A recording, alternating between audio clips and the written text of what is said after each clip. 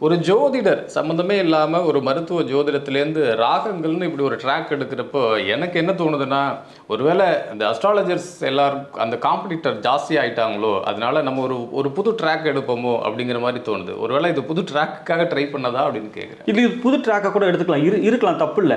ஆனா அரைச்சமாவே அரைக்காட்டி என்னங்க? இப்ப ஆரம்பத்திலிருந்து பாரம்பரிய ஜோதிடராகட்டும், எல்லா ஜோதிடர்களும் தசாபுத்தி காலங்கள வச்சு ஊட்டிட்டு இருந்தாங்க.